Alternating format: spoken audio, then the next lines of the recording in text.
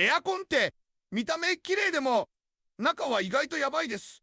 ホコリとカビが溜まってて、その風を毎日浴びてると思うとちょっとゾッとしません？洗浄するとまず匂いが消える。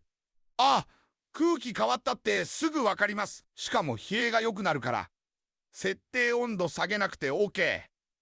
電気代もちょっと得した気分。エアコンって汚れたままだと無駄に頑張るんで、放置すると寿命も短くなります。今日帰ったら送風口をちらっと見てください。